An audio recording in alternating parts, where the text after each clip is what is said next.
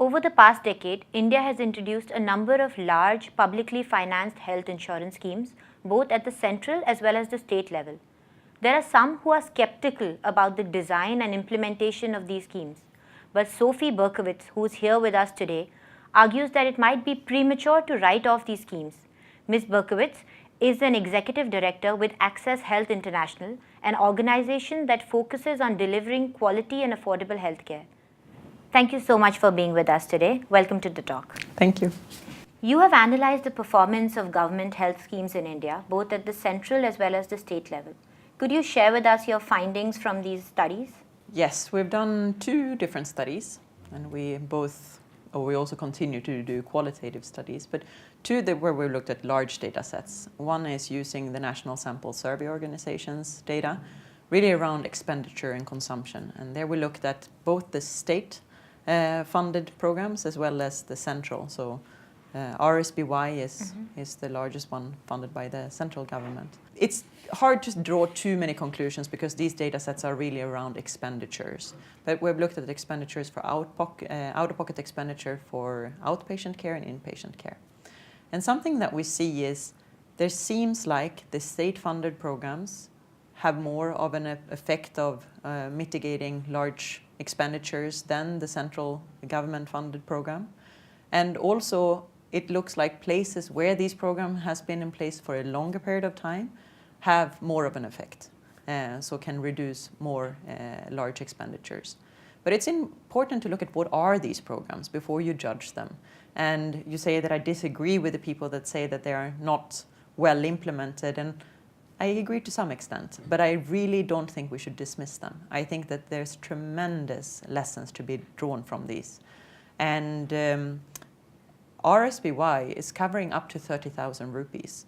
So to judge that based on how it can mitigate catastrophic expenditure, which can be 10 or 40% of the household income, is not really fair, given that many catastrophic expenditures are much larger than that. So if you have to go for a bypass surgery, you end up paying much more than 30,000. So I feel that you need to look at what is the benefit package, give programs some time to be implemented. But it also seems, and I think this is not something we find from the data, but I think one of the reasons why you can see the difference between state and central funded programs is if it's a state ownership, there seems to be more effect. If there's a true ownership by the state government and they have a large stake in the program, there's more investments of making sure that the institutional structures are in place. But the other study that we did was not using the large consumption survey. It's one that we did where we also collected our own data. About 100,000 people were covered across Andhra Pradesh, now Andhra Pradesh and Telangana, and compared that to Maharashtra. And there we looked at the state-funded insurance program, Arogyasri. And there we see that it seems to have resulted in a huge improvement in access to hospital-based care. And that is really, it's highly significant, and it is mainly so among the poorest population. So that is something that I think the government can be proud of. It also appears that it hasn't reduced out-of-pocket expenditure, and catastrophic expenditure is still happening. But compared to Maharashtra, where they at that point of time did not have this kind of program, it has held back. So it has absolutely not been as much of an escalation, and that is significant. So the difference is significant between the 2 states. So there seems to be positive impacts. But there's a big but, and there are unintended consequences that we see. And that is people are being hospitalized for minor ailments. So people believe that they are covered for hospital-based care, but they don't know what the benefit package is. So they maybe would have gone to a primary healthcare provider, and now they go to a hospital.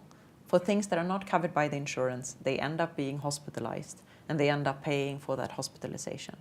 And that is something that is of major concern. You've seen that in other countries where a hospital-driven system gets very expensive over time.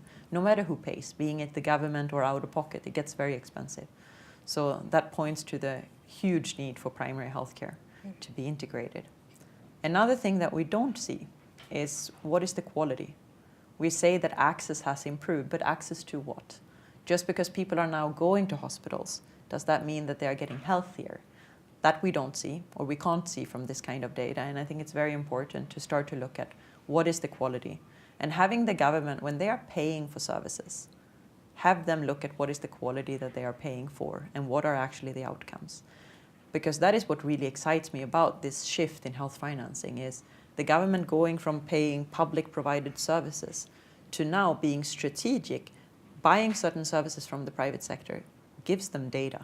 They used to have no idea what is happening in these hospitals. Now they start to see what is happening. They can see the infection rates and so forth. They can use that data to work towards not just penalizing, but actually helping the system achieve better quality. And I think there's a lot we can do there as we go forward. We know that a large part of out-of-pocket expenditure in India goes on outpatient services and drugs. Yet the way these health insurance schemes are designed, the focus has been on secondary and tertiary care. Is that a design flaw, or do other countries also do this, and is this a done sort of pattern? I think we need to look at what were they designed to do. If we take Aarogastri, it was not designed to make the population healthier or reduce the out-of-pocket expenditure overall. It was really focused on these catastrophic events, the events that brings people into poverty, that brings people into taking loans that they can't repay. And that is generally not primary healthcare. They really went after cardiac surgery and cancer that is very expensive. And many countries do that. It's more of a social insurance program. It's a social security program. But it is a healthcare program also. And as I mentioned, there's a risk of only doing that because you're driving the system towards hospitals. And now, going forward, it's very important to work towards integrated care. And other countries have done this. Thailand started with tertiary care, and very soon after, they expanded the coverage for primary healthcare packages. But it's complicated. Tertiary care is more rare events, and you can really see whether I had a surgery or not. I generally have a scar. But for primary healthcare, it's much harder to monitor, and your payment systems needs to be different. You can't pay per procedure. You shouldn't maybe not do that for tertiary care either, but if you do that for primary healthcare, then many money can go to things that are not necessarily being given. So developing private-public partnerships has been a core area of work for Access Health in India. Could you share your vision on how this can evolve and how this can be a big thing in the healthcare sector, how the public and private sector can work together? In a country like India, I think we cannot ignore the private sector. It's such a large part of the healthcare sector, and there's a lot of excellence in it. I would say the reason why I came to India 8 years ago was because of that excellence very often in the private sector. High quality, low cost. It's pockets of them, it's not everywhere. But I think that is something that is an asset for India, it's an asset for the world. And I think the government can do a lot to help that kind of practice go to scale, both by helping those institutions, like Aravind Eye Care System, a lot of people have heard of, but there's many like that. Fernandez Hospital in Hyderabad in maternity have developed excellent practices that government hospitals can learn from, but also more private hospitals should be able to provide. And the government is the only entity, in my view, who can really serve that stewardship role by bringing the two sectors together and not instructing what should happen, but really having a dialogue. How should we prioritize what could happen, and then set up a fair dialogue on how to implement these public-private programs. And that is not only the government paying. It actually also should involve that the private sector also takes a risk. And most important, as we go forward with public-private partnerships, is to know that no partnership is perfectly designed. It has to change, because it's like any relationship. We evolve and we change, and we need to revisit to make sure that it constantly improves. So having systems to monitor the performance under these and really listen to how does the private sector perceive the public sector responsibilities and the other way around. And there I see a challenge in institutional structures. So there's not really a transparency of who in the state government should one go to if one has an idea about how to partner between the two sectors or a concern. And I think that is something that maybe the central government can take a larger role of drawing out the lay of the land, that these are ways that you could manage this at the state level. But there's a lot that can be done. And I think India is one of the places where you can really excel in this area, because you have expertise in both the public and the private sector. I'll end with a broader question. Could you share your thoughts on what do you think is missing in the policy debate surrounding the health sector in India? So there has been a lot of debate so far. We still miss some action on what is happening, reforming the policies in the country. The draft health policy that came out, I think, covered many important points. For example, accountability. I think that is one of the main things that needs to be brought into the system. That is both in terms of how the money is being spent, but what kind of quality is being provided. But what I feel is missing is the how. So what is accountability? We say that we need accountability, but how are we going to achieve that? And I think one piece missing is really the collaboration between departments. So how is Health Ministry of Finance working with the Ministry of Health? And how can they have more of a constructive relationship?